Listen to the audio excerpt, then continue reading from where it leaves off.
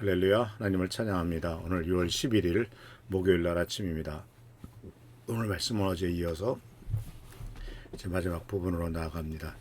오늘 말씀은 2장 46절에서 날마다 라고 하는 말씀으로 이어집니다. 날마다 그들은 같이 모였다라고 됩니다. 이것은 한마디로 말하면 지속성이죠. 초대교회 돌봄의 핵심적인 특징이죠. 일회성이 아니고 바로 어느 하나의 이벤트 행사가 아닙니다. 이것은 하나의 시스템으로 돌봄을 철저하게 진행된 것을 보게 됩니다. 사도행전 6장에 보면 이제 초대교회 조직이 나오는데 이것은 바로 이 돌봄 시스템이 문제가 생겼을 때, 예를 들자면 성경 말씀에 뭐라고 되어 있었냐면은 헬라파 유대인 과부들이 구제에서 소홀히 여김을 받는 문제가 발생했을 때 초대교회는 7명의 헬라파 집사들을 세워서 이 돌봄을 체계적으로 관리하게 했죠. 이것은 단순히 어떤 행정 조직이 아닙니다. 성령과 지혜가 충만하여 칭찬받는 사람들에게 맡겨진 신성한 직무였던 것을 보게 됩니다.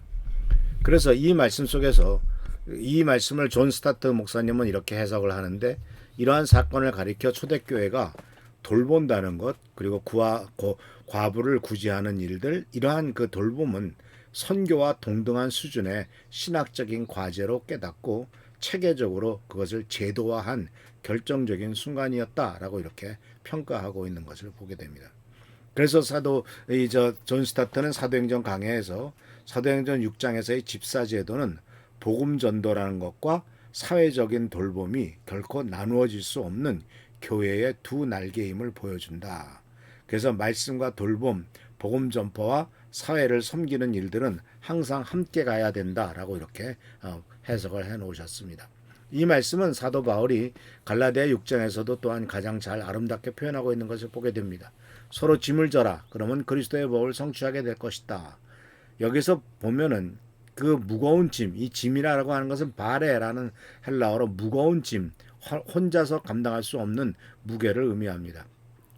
그리고 또한 이것이 바로 그리스도의 법인데, 이것은 이웃사랑을 그리스도 안에서 완성한 새 계명을 지시하는 것을 보게 됩니다. 근데 사도 바울은 놀랍게도 이 구절 다음 5절에서는 각각 자기의 짐도 질 것이다 라고 이렇게 말합니다.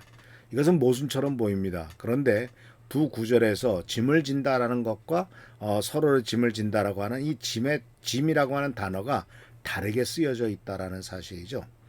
바로 2절에서 나오는 짐은 바로스, 지나치게 무거운 짐이고, 5절의 짐은 포르티온이라고 되어 있어서 개인이 당연히 져야 할 책임의 짐이다라는 것이죠.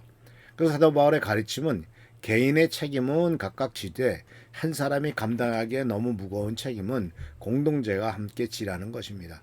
이것이 바로 지독적인 동행의 신학이죠. 그런데 우리가 살고 있는 이 세상은 사실 굉장히 복지가 잘 돼가고 있지 않습니까? 국가가 발전할수록, 그리고 선진국으로 갈수록 복지 시스템은 매우 정교하죠. 그러나 근본적인 한계가 있죠. 그래서 뭐냐면 첫 번째는 규정대로만 움직인다는 거죠. 근데 바로 사람의 삶은 규정을 벗어나지 않습니까? 어떻게 숫자로 나눠서 1에서부터 10까지 해서 7에 해당되는 사람은 얼만큼, 6에 해당되는 사람은 얼만큼, 이렇게 숫자로 나눌 수가 있겠습니까? 그런데 그렇기 때문에 가장 취약한 사람들은 종종 이런 공공제도의 그물방 사이로 빠져나가서 돌봄을 받지 못하고 있는 것을 볼 수가 있죠. 그리고 또한 이 제도는요, 서비스는 제공하지만 인간관계를 제공하지는 못하죠. 전문 복지사가 일주일에 한 번 또는 몇 번 방문하기도 합니다. 그러나 그것은 사례 관리라는 말로 표현됩니다. 케이스 매니지먼트. 이것은 바로 그 사람이 어떤 문제가 있을 때 그 사람을 돌봐주는 관리의 차원이지 우정과 관계가 있어서 하는 것은 아니죠. 즉 돈을 주니까, 돈을 받으니까 하는 것이지 그 돈을 주지 않으면 그 사람이 찾아올 이유가 없죠. 그리고 또한 이러한 제도는 지치고 소진됩니다. 이것은 이 탈진이 되는 것은 바로 돌봄 종사자들이 너무나 많은 일을 하다 보면은 적은 급여의 일을 하다 보면 직업적인 위기를 맞게 된다라고 하는 것이죠. 그러나 이와 같은 것과는 다르게 우리 교회가 할 수 있는 공동체, 초대교회가 보여줬던 것은 첫 번째는 신뢰 관계였죠. 관계를 맺었다 하는 겁니다. 그래서 이 교회 공동체 안에서의 관계는 이미 신뢰를 기반으로 형성된 것이죠. 돈을 기반으로 성장되거나 이 세상의 어떤 기준에 따른 것이 아니죠. 이러한 서로 믿고 따르는 신뢰가 돌봄의 효과를 극적으로 높이죠. 그래서 이 신뢰, 인간관계 사이의 신뢰를 사회과학자들은 이것을 사회적 자본이란 말을 씁니다. 자본이라고 하는 것은 돈이 있고 땅이나 어떤 그러한 것들을 자본, 기술을 자본이라고 하지만은 사회적 자본은 관계입니다. 그리고 또한 약속이고 이러한 사회적 자본은 돈으로 해결할 수 없고 또는 눈에 보이지 않는 거지만은 그것이 없으면 그 사회가 무너지는 것. 다른 사람에 대한 신뢰 또는 다른 사람에 대한 배려 이런 것이 바로 사회적 자본이죠. 두 번째로 또한 이러한 초대교회가 또한 우리 교회가 보여줘야 될 바로 그 돌봄은 영적 자원이죠. 세상에서는 귀신이 들렸다 했을 때는 병원에 가두지 그 사람의 귀신을 쫓아내는 일은 못하지 않습니까?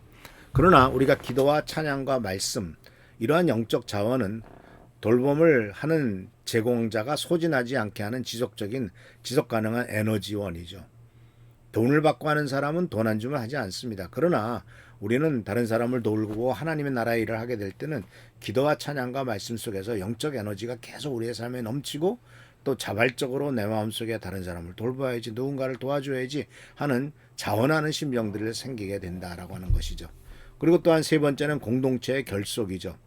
한 사람이 지치면 다른 사람이 이어받을 수 있는 공동체적인 구조가 장기적인 동행을 가능하게 하는 것을 보게 됩니다.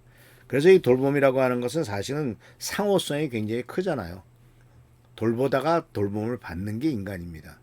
또 내가 돌봄을 받다가 또 남을 돌봐줄 수도 있는 것이 이러한 관계이기 때문에 이것이 바로 공동체가 하나가 되는 놀라운 역사에 있는 것을 보게 됩니다. 이 미국의 유명한 사회복지학사인 로버트 우스노우라는 사람이 있는데 이 사람은 미국의 소그룹 돌봄 운동을 연구한 결과 신앙 공동체 기반의 소그룹이 제공하는 돌봄이 세상의 전문 복지 서비스보다 돌봄을 받는 사람들의 삶의 질의 향상에 더 높은 효과를 보인다는 사실을 발견했죠. 왜냐하면은 이 신앙 공동체 안에서의 소그룹의 돌봄이 효과적인 이유는 그들이 전문적인 무슨 의사나 교수나 또는 뭐 간호사 때문만은 아닙니다. 왜냐하면 그 안에는 직업적인 것이 아니라 진정성이 있고 지속적이 있다라고 하는 것이죠. 사람들은 자신을 진정으로 아끼는 사람의 도움을 가장 잘 받아들이는 거죠.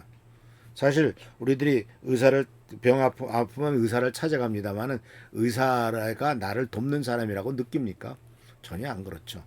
그러나 우리 교회 성도님들 사이에서는 저 사람이 날 많이 도와주고 있어. 기도로 도와주고 심정적으로 도와주고 있어. 또 우리 성도님들께는 서로 돌보는 존재들이야 라고 하는 이와 같은 역사를 이룰 수 있는 것이죠.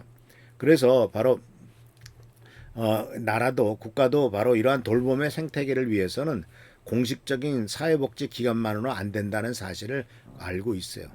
이 지역사회에 있는 바로 교회 그리고 또한 민간의 그 마을 공동체 이웃과의 네트워크 이런 것들의 협력이 바로 적극적으로 추진하고 있고 교회는 이러한 시대적 교회 과제 앞에서 초대교회의 정신으로 응답할 수 있는 가장 강력한 공동체다라는 사실을 기억하시고 우리 교회가 이와 같은 일들을 차근차근 진행하는데 열심히 동참하고 힘내는 우리 모두가 되기를 축원합니다. 그래서 그 결과로서 사도행전 2장 47절에 하나님을 찬미하며 온 백성에게 칭송을 받으니 주께서 구원받는 사람을 날마다 더하게 하신다라고 하는 놀라운 결과가 나타났다는 사실을 기억하면서 주님의 은혜 가운데서 돌봄을 통해서 복음을 증거하는 우리 귀한 성도들 되시기를 축원합니다. 할렐루야 축복합니다. 좋으신 주님 은혜를 감사합니다. 우리의 인생이라는 것은 어렸을 때 돌봄을 받다가 나이 들어 남을 좀 돌보다가 또 나이 들어 남의 돌봄을 받다가 세상을 떠납니다. 이러한 과정을 우리가 절대로 잊지 않도록 하시고 그러한 과정 속에서 우리가 마땅히 해야 될 바를 행하는 우리 모두가 되도록 축복하시고 채워주옵소서. 주께 감사하고 예수 그리스도의 이름으로 축복하며 간절히 기도하옵나이다. 아멘. 오늘도 주님의 축복과 능력과 은총 가운데 승리하는 여러분 되시길 축원합니다. 할렐루야 축복합니다.